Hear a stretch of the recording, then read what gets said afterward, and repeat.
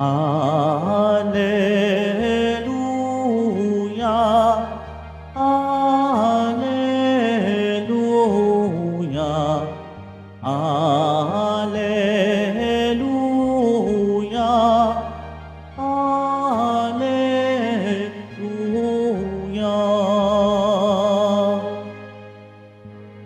Narito at dumating na isang dakilang propeta, sugo ng Diyos sa bayan niya.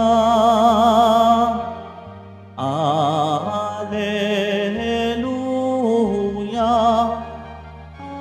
Alleluia, Alleluia, Alleluia.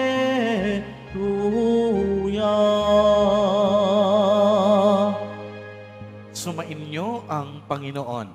At sumayo rin, Ang mabuting balita ng Panginoon ayon kay San Marcos. papuri sa iyo, Panginoon. Noong panahong iyon, bumalik si Jesus sa Kapernaum at kumalat ang balitang siya ay nasa kaniyang tahanan. Kaya't nagkatipon ang napakaraming tao, ano pat wala nang matuluyan kahit sa labas ng pintuan. Samantalang nangangaral si Jesus, may idinating na isang paralitikong dala ng 4 katao. Hindi nila ito mailapit kay Jesus dahil sa dami ng tao. Kaya't binakbak nila ang bubong sa tapat niya at inihugos ang paralitikong nakaratay sa kaniyang higaan. Nang makita ni Jesus kung gaano kalaki ang kanilang pananalig, sinabi niya sa paralitiko, "Anak, ipinapatawad na ang mga kasalanan mo." May nakaupo roong ilang iskriba na nagsaloob ng ganito, "Bakit nagsasalita ng ganito itong taong ito? Kalapastanganan sa Diyos iyan. Hindi ba't Diyos lamang ang makakapagpatawad ng mga kasalanan?" Talos ni Jesus ang kanilang iniisip. Kaya't sinabi niya, "Bakit kayo nagsasaloob ng ganyan? Alin ba ang lalong madali? Ang sabihin sa paralitiko, ipinapatawad na ang mga kasalanan mo, o ang sabihing, tumindig ka, dalhin mo ang iyong higaan at lumakad ka? Patutunayan ko sa inyo na dito sa lupa, ang anak ng tao ay may kapangyarihang magpatawad ng mga kasalanan." Sinabi niya sa paralitiko, "Tumindig ka, dalhin mo ang iyong higaan at umuwi ka." Tumindig naman ang paralitiko, binuhat ang kanyang higaan at umalis na nakikita ng lahat. Sila'y pawang ng gilalas at nagpuri sa Diyos. "Hindi pa kami nakakita ng ganito," sabi nila. Ang mabuting balita ng Panginoon. Pinupuri ka namin, Panginoong Heso Kristo. Magsiupo muna po ang lahat. Magandang hapon po sa inyong lahat, mga kapatid kay Kristo.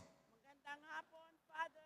Sa lahat po ng ating mga taga-subaybay, sa iba't ibang online platforms, at sa lahat ng ating mga kadiboto, sa iba't ibang panig ng Pilipinas, at maging sa buong mundo, kung saan tayo ay naaabot ngayon ng ating live streaming.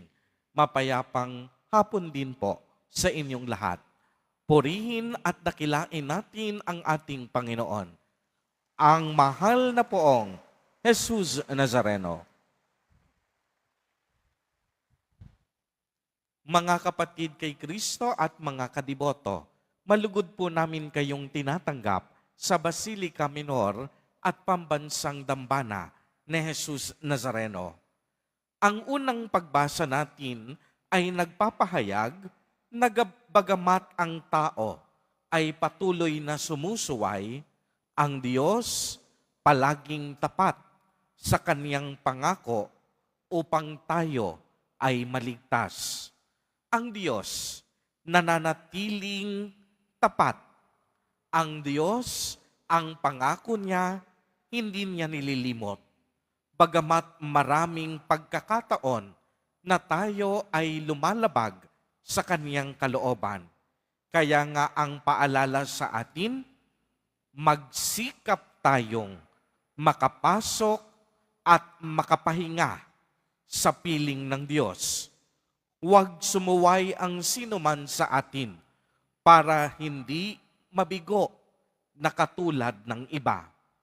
Kaya nga napakaliwanag po na ang pagdating sa atin ni Jesus Nazareno ay ang magbibigay sa atin ng ibayong liwanag at tiyak na pag-asa. Ang kaniyang kabutihan ay ipapamalas niya sa pamamagitan ng awa at pag-ibig.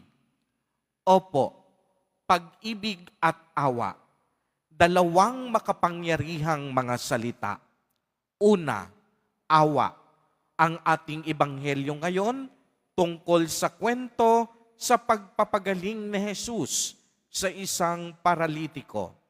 Dala marahil din ng awa ng kaniyang kaibigan, ang paralitiko binuhat ng 4 na magkakaibigan at ginawa pa nilang magbutas ng bubong ng bahay upang maibaba lamang ang kanilang kaibigang nakaratay sa higaan. Kaya anong nangyari? Nung makita ni Jesus kung gaano kalaki ang kanilang pananalig, siya ay naawa. Pinatawad niya agad ang paralitiko sa kaniyang kasalanan. At ikalawa, pag-ibig. Hindi nagdalawang isip si Jesus Nazareno upang ang paralitikong ito ay gumaling sa kanyang karamdaman. Hindi papipigil si Jesus Nazareno sa paggawa ng mabuti at tama. Ang pag-ibig mas lalo pa niyang ipinamalas sa pagpapatama sa atin, unang-una ng kaniyang kapatawaran at pagpapagaling sa ating mga sakit at mga kasalan.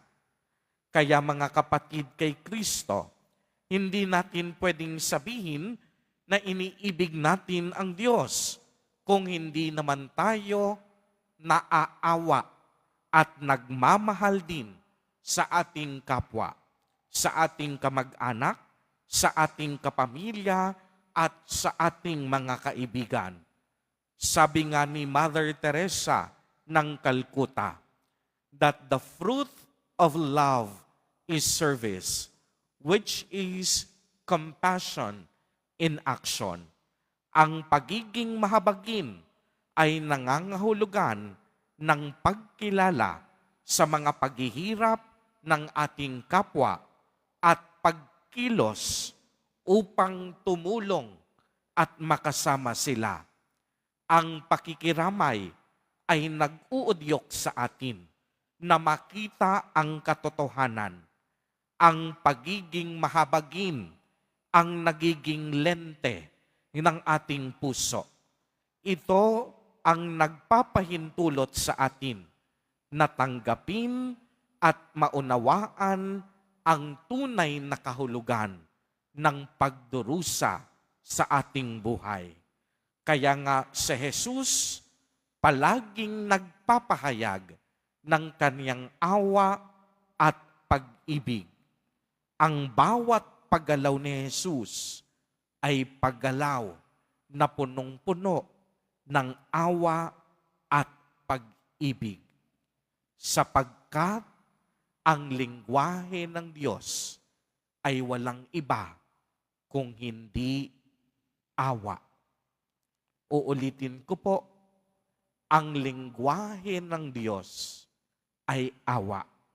Kaya sa bawat salita na ibinubuhos, binabanggit, at binabahagi ni Jesus, ito ay laging punong-puno ng awa at pag-ibig. Mga kapatid kay Kristo at mga kadiboto, tayong lahat na nakaranas ng awa at pag-ibig ng Diyos, naway tayo rin magkaroon ng awa sa ibang tao. Maipadama din natin ang ating pag-ibig, lalong-lalo na sa nangangailangan at kapuspalad. Amen. Purihin at dakilain natin ang ating Panginoon, ang mahal na poong Jesus Nazareno.